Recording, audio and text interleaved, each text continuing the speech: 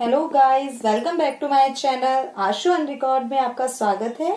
मैं आपके लिए फिर से एक न्यू क्वेश्चन लेकर आई हूँ। एमपीएससी 004 का है, इम्पोर्टेंट क्वेश्चन है, सेकंड क्वेश्चन है और डॉक्टर भीमराव अंबेडकर के बारे में काफी बार पूछा गया है। उसकी जाति के सामाजिक न्याय, राजनीति, तो एक ही क्वेश्चन में कई बार अलग अलग डॉक्टर भीमराव अंबेडकर के बारे में पूछा गया है। तो मैंने एक क्वेश्चन ऑलरेडी बना दिया है इसका। आपने हर वीडियो में मेरा देखा होगा कि 3-4 क्वेश्चनों को मैं एक तरफ से कर देती हूँ, जिससे कुछ भी पूछा जाए तो आप उसको आप याद करके लिख सकते हैं। तो आइए शुरू करते हैं वीडियो। अब हम पढ़ेंगे भीमराव अंबेडकर के बारे में। तो भीमराव अंबेडकर का जन्म 14 अप्रैल 1891 को महाराष्ट्र के अछूत महार जाति में हुआ था। तो कब हुआ था? महाराष्ट्र में हुआ है, 1891 में हुआ है और अछूत महार जाति में, मतलब नीची कास्ट जो बोलते हैं, उसमें हुआ।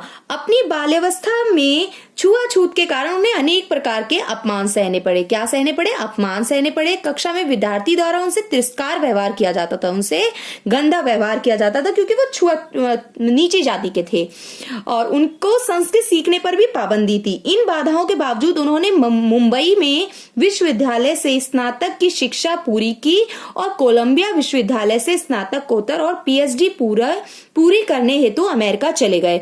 तो इसमें सिंपल सा सिर्फ उनके पहले जन्म के बारे में बताया, फिर उनके साथ कैसा व्यवहार उनका बालावस्था में कैसा किया जाता था और उन्होंने स्टडी अपने में क्या क्या की है। इतनी सब कुछ पाबंदियों के और उनके बाधाओं के बावजूद भी उन्होंने इतनी सारी चीजें पढ़ी हैं। पहले स्नातक किया, फिर कोलंबिया से स्नातक कहाँ से किया? मुंबई से। तो ये सारी हमें याद रहना है। पीएचडी करने के बाद वो अमेरिका चले गए अपनी स्टडी के लिए। उसके बाद जब वो वहां से आए तो उन्हें बंगाल से संविधान सभा के लिए चुन लिया गया। बंगाल में संविधान सभा के लिए चुन लिया और उन्होंने कांग्रेस और मुस्लिम लीग के साथ मिलकर संयुक्त भारत के लिए आग्रह किया। तो कांग्रेस और मुस्लिम लीग की पार्टी से मिल गए वो। उन्हें भारतीय संविधान सभा के प्रारूप समिति का अध्यक्ष बनाया गया। तो भारतीय संविधान जो हमारा है उसका प्रारूप समिति का अध्यक्ष बनाया गया था, नियुक्त किया गया था। और वे अगस्त 1947 में नेहरू मंत्रिमंडल में विधि मंत्री हो गए। तो नेहरू मंत्रिमंडल में जब फर्स्ट पंडित जवाहरलाल नेहरू का 1947 में जब आजाद हुए थे हम लोग, तब उन्हें मंत्रिमंडल में विधि मंत्री हो गए। तो नेक्स्ट पॉइंट इसमें है कि भारत में सामाजिक तथा आर्थिक लोकतंत्र की कमी और उसके अभाव में कारगर ढंग से कार्य करने हेतु संविधान लोकतंत्र की अक्षमता के विकल्प तैयार करने का प्रयत्न किया। उन्होंने सामाजिक और आर्थिक की कमी को पूरा करने के लिए उन्होंने काफी प्रयत्न किए लोकतंत्र में। नेक्स्ट है उनके बारे में है कि अंबेडकर जो थे वो स्वतंत्रता के प्रबल समर्थक थे और उन्होंने स्वतंत्रता को सकारात्मक शक्ति और क्षमता के रूप में देखा था। तो वो किसके समर्थक थे? स्वतंत्रता के।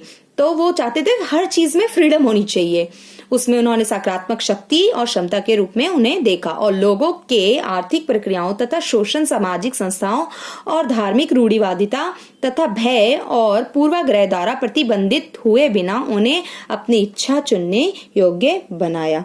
कि अपनी इच्छा से वह कुछ भी धर्म में जो रूढ़िवादिता है उससे भय डर कर ना होकर उसमें प्रतिबंध लगाते हुए उन्होंने अपनी इच्छाओं चुनने योग्य बनाया।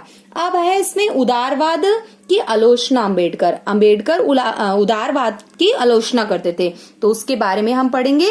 तो फर्स्ट है अंबेडकर का विचार था कि उदारवाद स्वतंत्रता की संकुचित अवधारणा का समर्थन करता है, जिसने कुछ लोगों के हाथों में बड़ी मात्रा में संसाधन दे दिए हैं और शोषण को उत्पन्न किया है। तो अंबेडकर क्या कहते हैं? जो उदारवाद होता है वो स्वतंत्रता को संकुचित, मतलब बिल्कुल छोटा कर देता है, बिल्कुल उसको बांध कर रखता है।